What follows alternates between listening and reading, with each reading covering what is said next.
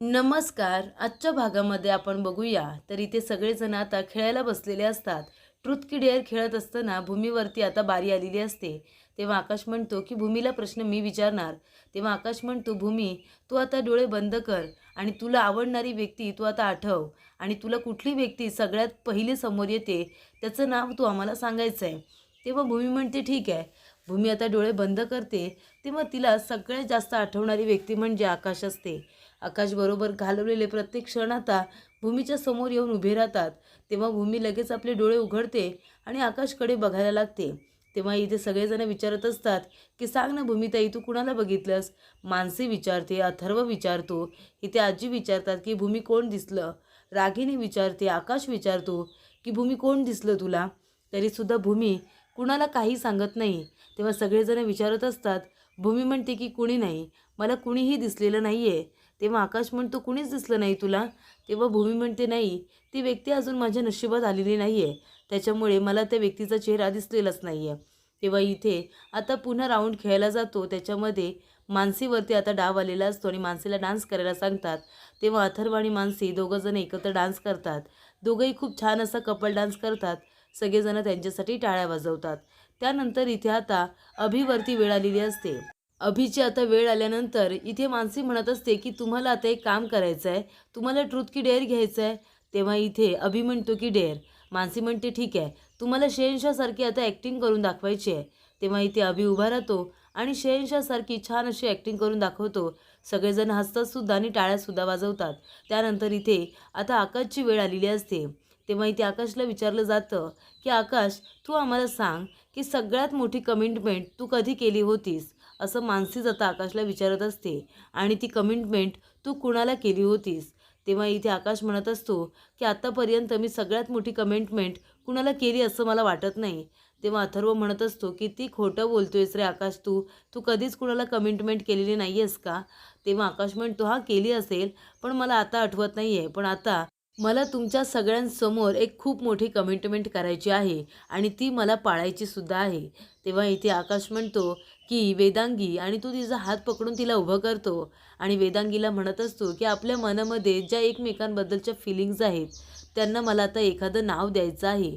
तेव्हा इथे आकाश म्हणतो की पुढच्याच आठवड्यात मला तुझ्याबरोबर एंगेजमेंट करायची आहे, तू करशील का माझ्याबरोबर एंगेजमेंट? तेव्हा इथे सगळ्यांना खूप मोठा आश्चर्याचा धक्का बसतो. भूमी तर पूर्णपणे आता टेन्शनमध्ये आलेली असते. तिच्या डोळ्यात पाणी आलेलं असतं. एवढं तिला वाईट वाटलेलं असतं. तेव्हा इथे आकाश म्हणतो की तू माझ्याबरोबर एंगेजमेंट करशील का?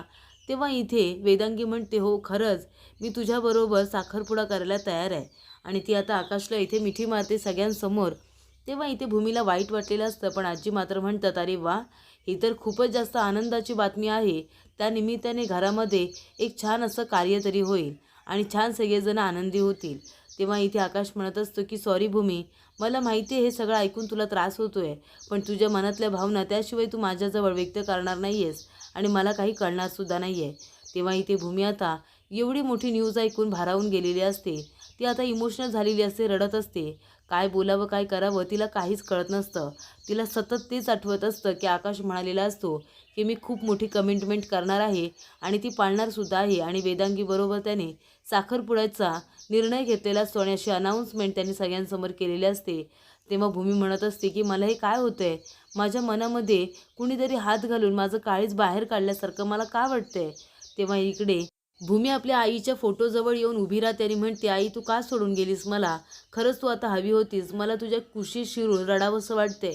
जर मी तुझ्या कुशीत शिरून रडले तर तूच अशी व्यक्ती आहेस जी मला प्रश्न विचारणार नाही की मी का रडते म्हणून. तेव्हा भूमी म्हणत असते की आकाशने वेदांगीबरोबर साखरपुडा करण्याचा निर्णयसुद्धा घेतला आणि मला एवढा त्रास का होतो मला कळत नाही आहे. मला तर आनंद व्हायला हवा आहे ना, पण मला अजिबात आनंद होत नाही आहे. तेव्हा इथे आकाश आता वेदांगीचा हात पकडतो आणि तिला म्हणतो, काय झालं? अशी बघतेस का? इथे बस ना, मला तुझ्याशी महत्त्वाचं बोलायचं आहे. तेव्हा आता वेदांगी खाली बसते. ती त्याच्याकडे प्रेमानंच बघत असते.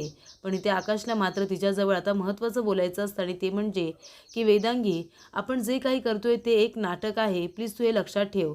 त्यातलं काही खरं समजू नकोस. कारण कसं आहे ना, म्हणजे माझं तुझ्या इंटेन्शनवर डाऊट आहे म्हणून मी तुला हे सगळं सांगत नाही आहे. पण आपण हे नाटक करतो हे तुझ्या लक्षात असायला हवं.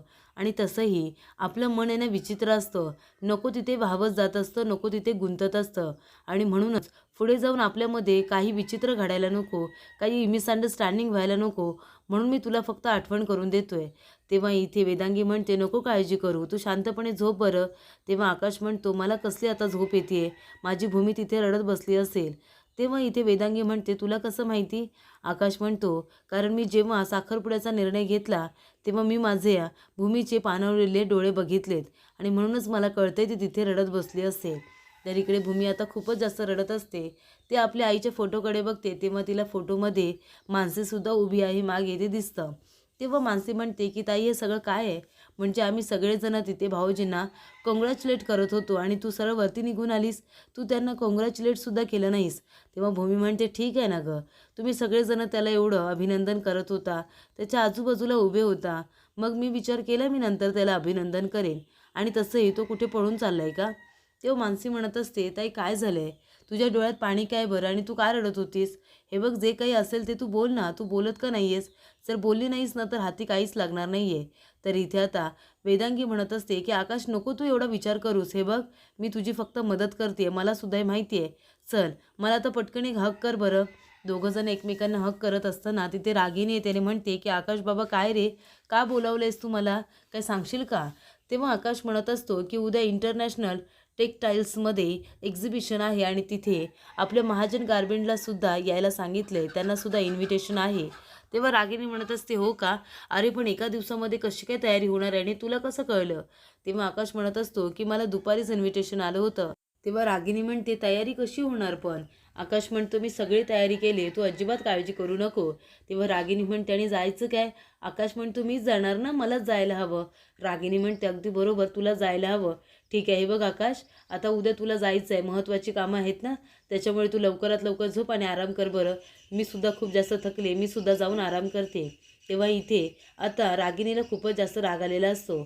तर मानसी म्हणत असते की ताई हे बघ, जे काही असेल ना तुझ्या मनामध्ये ते सांगून टाक. मी खूप लहान आहे, अजून मी मोठी झालेली नाही आहे, तरीसुद्धा मी फक्त तुला एवढंच सांगेन, बोलल्याशिवाय काही होणार नाही आहे. जर गप्प बसलीस ना तर मनामध्ये अशीच कुडत राहशील. हे बघ, मला माहिती आहे मी आई तर नाही आहे आणि आईची जागा कधी घेऊसुद्धा शकत नाही, पण मी तुझी बहीण तरी आहे ना, मग तरीसुद्धा बहिणीला मनातलं सांगणार नाही आहेस का? असं कुडत बसणार आहेस का मनातल्या मनात? हे बघ, तुझ्या जे काही मनात आहे ना ते तू सांगून टाक, ते तू बोलून टाक. गप्प बसून काय होणार आहे सांग बरं? समोरच्या व्यक्तीला कळणार आहे का तुझ्या मनामध्ये काय चाललं आहे ते आणि किती तू त्याचा विचार करतेस ते? तेव्हा इथे आता मानसी म्हणत असते, ताई प्लीज माझं ऐक ना, प्लीज तुझ्या मनामध्ये जे काही आहे, ज्या काही फिलिंग्स आहेत त्या सांगून टाक. तेव्हा इकडे आता भूमी आता काहीच बोलत नाही, ती तिला इग्नोर करत असते. तेव्हा मानसी म्हणते, ठीक आहे, नाही सांगायचं आहे ना तुला, नको सांगू मला, पण निदान तुझ्या मनाला तरी काय ते खरं सांग. तेव्हा इथे भूमी म्हणत असते की मानसी, कसं मी जाऊन आकाशला सगळं काही सांगू गं, की माझ्या मनात नक्की काय चाललं आहे ते? मला एक आयुष्य उद्ध्वस्त करायचं नाही आहे आणि मला दोन्ही आयुष्य उद्ध्वस्त करायची नाही आहेत. त्याच्यामुळे मी काहीच नाही सांगणार आकाशला, मी गप्पच बसेन. तर पुढील भागामध्ये आपण बघूया, आकाश विचारतो की भूमी कुठे आहे? भूमिका दिसत नाही आहे मला घरामध्ये. तेव्हा इथे आत्या म्हणत असते, अरे आकाश तुला माहिती आहे का, भूमी यांना सकाळपासून बाहेर गेले, मला असं वाटते की ते ॲडव्होकेट भानुशाली आहेत ना, त्यांच्याबरोबर ती बाहेर कुठेतरी गेली आहे. तेव्हा इथे आकाश म्हणत असतो की भानुशाली तू असं काही करणार नाही आहेस, तू भूमीला काही बोलणार नाही आहेस, कळलं ना तुला? तेवढ्यातच आकाश आता टेन्शनमध्ये आलेला असतो. तो म्हणतो, आत्या मला आत्ताच्या आत्ता जावं लागेल, मी भूमीला तिथे एकटं नाही सोडू शकत, मला जावंच लागणार आहे. तेव्हा रागिनी त्याला थांबवण्याचा प्रयत्न करत असते आणि ती आता आकाशच्या जोरदार कानाखाली मारते, कारण आकाश तिचं काही ऐकायला तयार नसतो. तेव्हा आकाश आता इथे रागिनीचं सुद्धा काहीच ऐकत नाही आणि तो भूमी कुठे गेले ॲडव्होकेट भानुशाली याच्याबरोबर तिथे जाण्याचा प्रयत्न करतो. आणि आता इथे ॲडव्होकेट भानुशाली भूमीला गुलाबाचं फूल देत असताना आकाश बघतो. आकाशला त्या गोष्टीचं खूप वाईट वाटतं आणि त्याला रागसुद्धा येतो.